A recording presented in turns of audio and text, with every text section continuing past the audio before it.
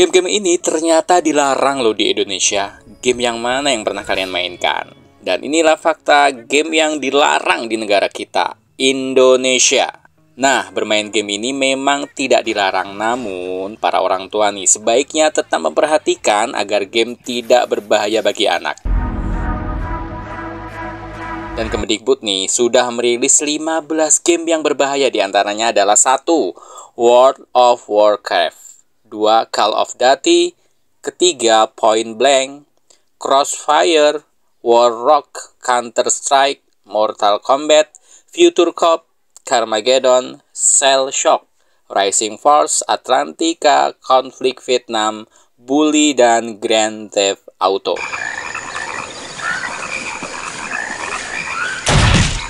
Tentunya dengan berbagai alasan mengapa game-game ini dilarang di Indonesia. Alasan yang pertama tuh kekerasan ya. Game yang mengandung adegan kekerasan berlebihan atau mendorong perilaku agresif seringkali dilarang.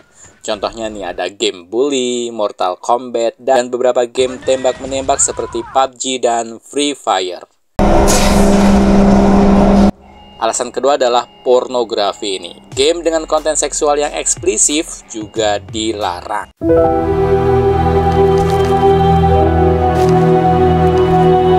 Alasan ketiganya adalah penghinaan. Game yang menghina agama, suku, ras, atau kelompok tertentu dapat dilarang loh. Nah, alasan terakhir nih ya, alasan komunisme. Game yang mengandung simbol atau ideologi komunis juga dilarang di Indonesia tentunya. Tapi penting ya untuk diingat, daftar game yang dilarang bisa berubah sewaktu-waktu dan peraturan bisa berbeda di setiap daerah. Jadi berharap aja game yang kalian mainkan lepas dari larangan Kemendikbud ya. Nah, dan ini nih tips memilih game yang akan dimainkan. Yang pertama nih ya, cek rating ya. Sebelum membeli atau bermain game, periksa rating usianya untuk mengetahui apakah sesuai dengan usia Anda. Terus yang kedua nih, cari informasi tentang game tersebut. Cari tahu lebih lanjut tentang game yang ingin Anda mainkan atau memastikan isinya aman dan sesuai dengan nilai-nilai Anda. Yang ketiga nih, patuhi peraturan tentunya. Selalu patuhi peraturan yang berlaku di negara dan daerah Anda.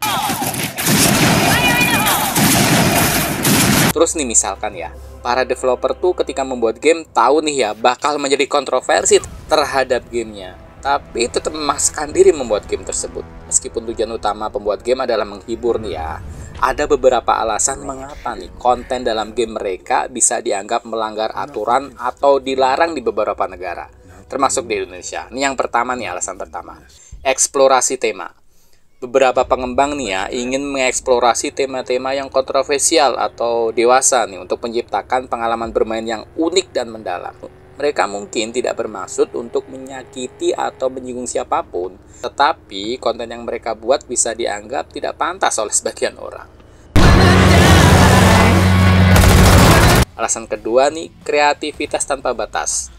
Dalam dunia game, kreativitas seringkali didorong tanpa batas. Kadangkala pengembang mungkin terlalu fokus pada aspek kreatif dari game mereka, sehingga mengabaikan nih potensi dampak negatif dari konten yang mereka buat. Terus alasan yang ketiga nih, tekanan pasar. Nah, industri game sangat kompetitif. Untuk menarik perhatian pemain, pengembang mungkin merasa perlu nih membuat game dengan konten yang lebih ekstrim atau kontroversial dibandingkan game lainnya. Alasan ketiga nih, kenapa mereka membuat game nih ya, kurangnya pemahaman budaya. Nah, pengembang game berasal dari berbagai latar belakang budaya. Terkadang mereka mungkin tidak sepenuhnya nih memahami nilai-nilai dan sensitivitas budaya di negara ini, sehingga menciptakan konten yang dianggap ofensif.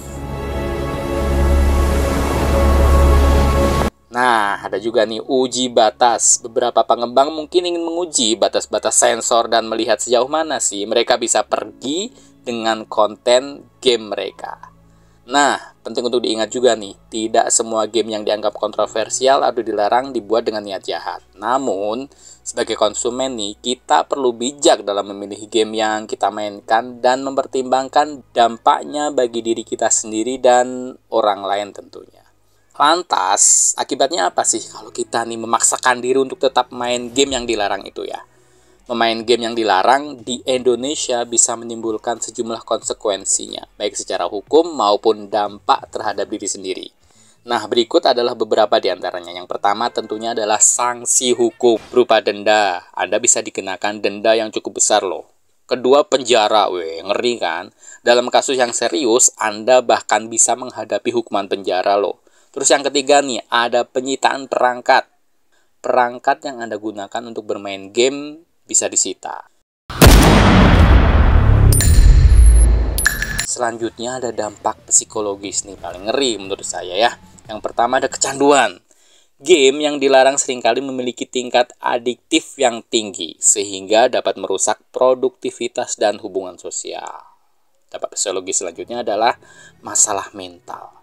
Konten dalam game yang dilarang seringkali mengandung unsur kekerasan, pornografi, atau perjudian yang dapat memicu masalah mental seperti depresi dan kecemasan.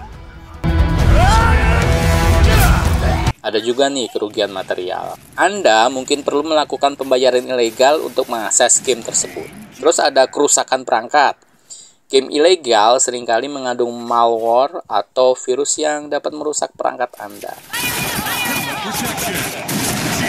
Selanjutnya juga nih ada reputasi. Nah, citra negatif. Tentunya memainkan game yang dilarang dapat memberikan citra yang negatif dan merusak reputasi Anda. Tapi penting juga untuk diingat nih, hukum berlaku untuk semua. Tidak ada pengecualian bagi siapapun termasuk Anda.